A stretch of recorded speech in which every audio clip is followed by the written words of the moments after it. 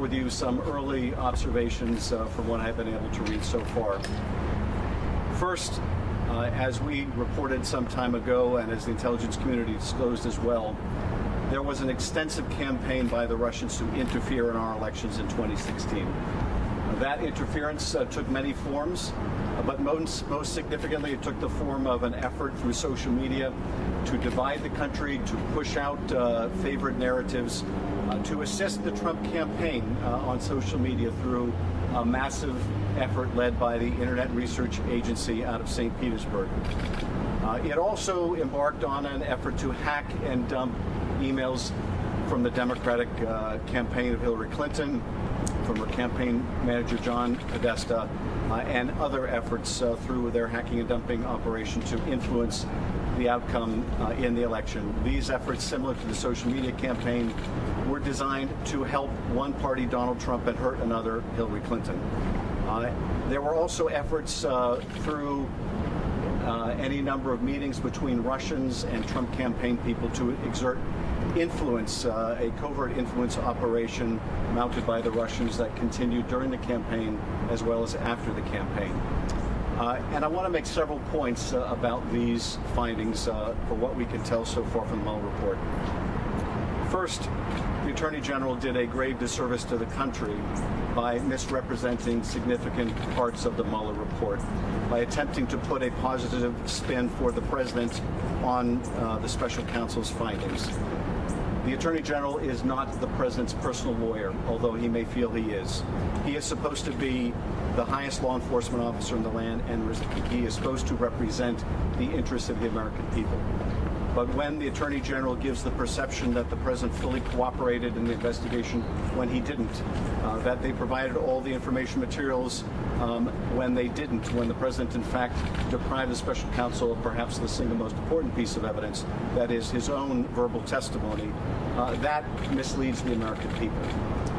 When the Attorney General represents on the obstruction case or suggests that the special counsel desired him to make that decision, that the special counsel wasn't mindful of the Office of Legal Counsel opinion that a special counsel cannot indict a sitting president, when the Attorney General mischaracterizes the report in that way, he does a disservice to the country.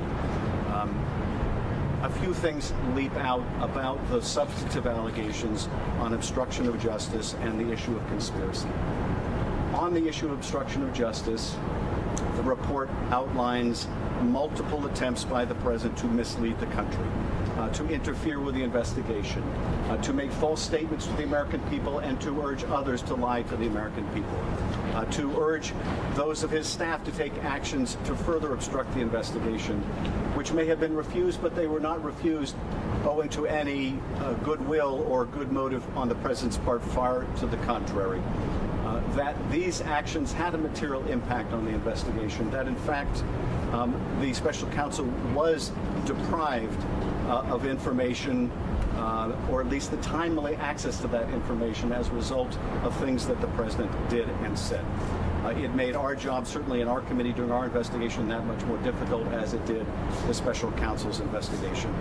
Those acts of obstruction of justice, whether they are criminal or not, are deeply alarming in the President of the United States.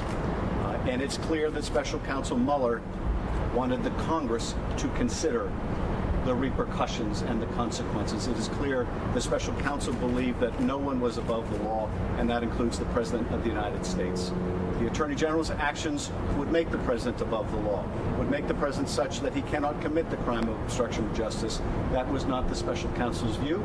If the special counsel, as he made clear, had found evidence exonerating the President, he would have said so. He did not. He left that issue to the Congress of the United States, and we will need to consider it. On the issue of conspiracy, and again in contrast to what the Attorney General represented, as I have said all along, each of the acts that I enumerated, each of the meetings, each of the contacts is not only spelled out in this report, corroborated in this report, but additional contacts and acts are also itemized. It gives us more information than the public knew about these illicit contacts between the Trump campaign and the Russians, whether they rise to the level of a criminal conspiracy or not. And contrary to what the Attorney General represented, The special counsel makes it clear he did not consider collusion as that colloquial term is understood, but rather whether the facts amounted to the crime of conspiracy. And on that issue, in fact, in the case of the Trump Tower meeting, he found that while there was evidence, he could not establish two parts of the crime. That, in fact, Don Jr. did accept the offer of Russian help, but that he could not establish with admissible evidence either the willful intent by Kushner or Don Jr. or Manafort to violate the law, or that the material they received was sufficiently damaging to meet the statutory definition. That is a far cry from saying there is no evidence. That is the special counsel's determination that notwithstanding the evidence on this issue involving Trump Tower and other interactions, like the provision of polling data by Manafort, which we have learned today was far more ongoing than we knew, that the special counsel could not establish a criminal conspiracy beyond a reasonable doubt and to the satisfaction of the jury. So these are the overall conclusions. But let me just say, to sum up, and then I'll be happy to go to your questions. As I said some time ago, whether these acts are criminal or not, whether the obstruction of justice was criminal or not, or whether these contacts were sufficiently illicit or not to rise to the level of a criminal conspiracy, they are unquestionably dishonest, unethical, immoral, and unpatriotic, and should be condemned by every American. That is not the subject of vindication. That is the subject of condemnation. And that is how I think we should view the Mueller report. And I'm happy to go to your questions. Did the Mueller report adequately address all your questions regarding conspiracy or collusion, or do you have additional questions you hope will be answered by your team? There are sections certainly that are redacted in the report, some that clearly go to facts that are not being presented to the public, that would shed light on additional either illicit contacts or the nature of those contacts between the Russians and the Trump campaign. But other sections that are almost completely redacted go to the prosecutorial judgment. And that is when the special counsel looked at the evidence of conspiracy on these particular incidents, and in particular vis-a-vis WikiLeaks and the disclosure of that information, the contacts between the Trump campaign and WikiLeaks. The sections on the exercise of that prosecutorial judgment, why the special counsel concluded what the counsel did, have been largely redacted. And we need to know that information. So we will be seeking the complete and unredacted report, again, so that we can do our proper oversight. One other matter that is very important to point out, and that is that, as the special counsel makes clear in the report, the counterintelligence findings are not completely included in this report. That in fact there were FBI agents embedded in the special counsel's team who were looking at the issue of compromise or counterintelligence, and that some of that information is not included. Others, of course, it may be included but redacted. Our committee, the Intelligence Committee, has requested that Mueller come and testify. We want to understand exactly what was found in terms of any counterintelligence efforts, any efforts by the Russians to make use of U.S. persons, particularly those affiliated with the Trump campaign, as witting or unwitting agents of the Russian government. Chairman, the president tweeted out "game over." Is it game over? And has your opinion about articles changed at all as a result of what you read today? Well, it's certainly not game over in the sense that there's a lot more that we need to know that's redacted in this report.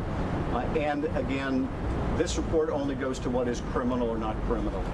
Other actions that may have compromised the president or others around him may or may not be even included in the report. In the interest of making sure that our policy is driven by the best interests of the country and not by the personal or financial interests of the president or anyone around him, we need to find out the answers to that. But we will certainly be guided by the good investigative work that the special counsel has done. It is not our intention to redo all the painstaking work the special counsel has conducted. Indeed, it wouldn't be possible for us to do so. The special counsel had at his access a bevy of FBI agents, subpoenas, grand juries, etc., that we do not have advantage of. This is one of the reasons why it's so important for the Congress to be able to obtain this information, so we do not have to recreate the wheel. But it is important to note that the facts that are now established by this report are damning. Whether they could or should have resulted in the indictment of the president or people around him, they are damning. And we should call for better from our elected officials. The standard cannot simply be that you can do anything you like as long as you can declare at the end of the day, I am not a crook. That is not the ethical standard the American people expect in their president. Congressman Kellyanne Conway again called for you to step down as chairman. She said he should produce the evidence he says he has. What do you say to that?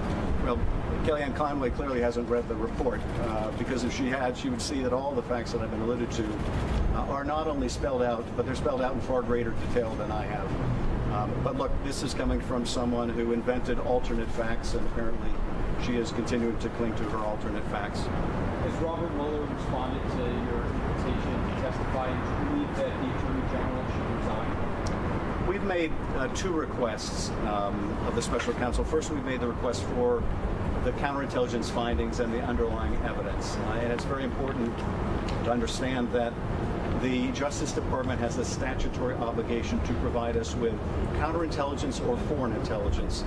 And so they're required to provide that. Now, some of that is documentary evidence, but we have also asked for his physical testimony. We have not received a response to that yet. But the Attorney General did say during his press conference today that he would not oppose that, and we will fully expect them to comply with both of those requests. Barr resigning? In terms of Barr, look, I think he's done a deep disservice to the country, and frankly, he should have never been confirmed without committing to recusing himself from this entire investigation. As we all know, he applied for the job by writing a 19-page legal memo setting out why he thought an obstruction case against the president would not lie, that it was a bogus theory. And he made good on that job application in what he did today and what he's done thus far. So I think it was a grave error by the Senate to confirm him without requiring his recusal. In terms of beyond that, I don't want to comment. And how would you describe your thoughts on the fact that the president did not sit for an interview now that you've read the report? Is that a disservice as well, and where do you stand on that? Well, it's certainly a disservice to the country and to getting to the bottom of the facts that the president was unwilling to do what he said he would. Not the first time the president has reneged on a commitment. It is one thing to ask for written answers to questions. You then get the lawyer's answers. You get Rudy Giuliani's answers or Jay Sekulo's answers. You don't get the president's answers. When you have the opportunity to interview someone in person, you have the opportunity to follow up questions and get to the truth. That was not allowed to happen. As I suspected, and I said while this was going on, I thought it was a mistake not to subpoena the president. But as I expected, the special counsel did set out his considerations, and I think foremost among them was the president would fight it, he would have to litigate it, and that would lengthen his investigation. But I think it means the American people were deprived of important information. Congressman, forgive me, I got here a little bit late. If you've already asked this question, I understand, but if not, does what you saw today in this report rise to the level where impeachment should be considered? We need to look at the full report. Certainly what Bob Mueller has revealed on the obstruction of justice issue is the most concerning, because that, of course, involves the president's own conduct, his own falsehoods to the American people, his efforts to get other people to tell lies, his effort to deter people from cooperating with the investigation, his effort to reward those who stuck to the party line, all of which, of course, Bill Barr conveniently ignored in his press conference today. All of that is damning conduct by the President of the United States. And I think we need some time to let this sink in and understand the full repercussions for the country of having a president who lies to the country, who misleads the country, who urges others to do so, and frequently on a daily basis, but most significantly when it concerns an investigation into Russian interference in our election. This was an attack on American sovereignty. This was an attack on American democracy, and that a president would not only not cooperate with it, but would tell repeated falsehoods, and would not sit down and allow the special counsel to ask questions, would in Helsinki take the Vladimir Putin's word over his own intelligence agencies. All of that needs to be considered by the Congress and the country in terms of what it means about the President of the United States. Thank you. Adam, can I ask you a quick question? Adam, can I ask you a quick question? I'm so sorry.